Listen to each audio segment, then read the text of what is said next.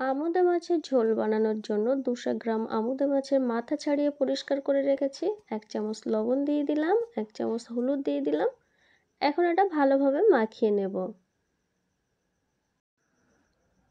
মাখানো হয়ে গেছে, এখন কিছুক্ষণের জন্য এটা রেখে দেব। ধনেপাতা কুচিয়ে নিয়েছি, একটা টমেটো লম্বা করে কেটে নিয়েছি, কয়েকটা লঙ্কা কেটে নিয়েছি, দুটো পেঁয়াজ কুচিয়ে নিয়েছি, 1.5 চামচ আদা বাটা, 1 চামচ রসুন বাটা নিয়েছি। দুটো মিডিয়াম সাইজের আলু হালকা খোসা ছাড়িয়ে লম্বা টুকরো করে নিয়েছি। একটা ফ্রাই প্যানে তেল গরম করে নিয়ে লবণ হলুদ মাখানো মাছগুলো এক এক করে দিয়ে দিচ্ছি। সব মাছগুলো এভাবে দিয়ে দিলাম। এখন এটা ভেজে নেব।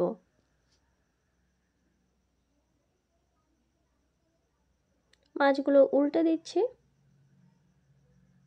মাছ ভাজা হয়ে গেছে, এটা নামিয়ে নিচ্ছি।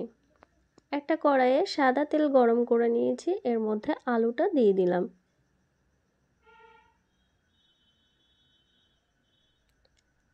আলুতে লবণ হলুদ দেওয়া হয়ে গেছে, এটা 1 চামচ পরিমাণ লবণ আর 1/2 চামচ পরিমাণ হলুদ দিয়ে দিয়েছিলাম আগে। এখন এটা ভেজে নিচ্ছি।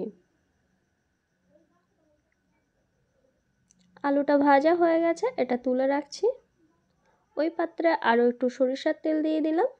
তেলটা গরম করে পেঁয়াজ কুচিগুলো দিয়ে দিচ্ছি। পেঁয়াজটা একটু নেড়ে চেড়ে লাল লাল করে নিচ্ছি। এখন এর মধ্যে রসুন বাটাটা দিয়ে দিলাম। রসুনের কাঁচা গন্ধ যাওয়া পর্যন্ত অপেক্ষা করব। আদা বাটাটা দিয়ে দিচ্ছি।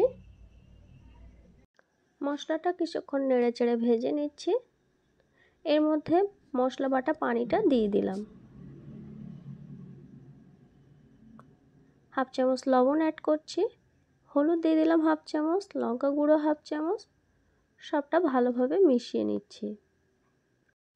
মশলা থেকে তেল ছাড়লে এর মধ্যে দিয়ে দিচ্ছি 1/2 চামচ জিরে গুঁড়ো, 1/2 চামচ ধনিয়া গুঁড়ো। আবারও সবটা মিশিয়ে নিচ্ছি। এর মধ্যে দিয়ে দিচ্ছি কেটে রাখা টমেটো। মশলার সঙ্গে টমেটোটা ভালোভাবে মিশিয়ে নেব। মশলাটা কিছুক্ষণ কষিয়ে নেওয়া হয়ে গেছে, এখন এর মধ্যে ভেজে রাখা আলুর টুকরোগুলো দিয়ে দিচ্ছি। আবারও কিছুক্ষণের জন্য সবটা মিশিয়ে নিচ্ছি।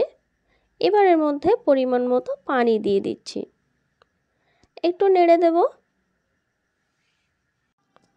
ঝোলটা ফুটে উঠেছে, এর মধ্যে কেটে রাখা লঙ্কাটা দিয়ে দিলাম আর ভাজা মাছটা এক এক করে দিয়ে দিচ্ছি।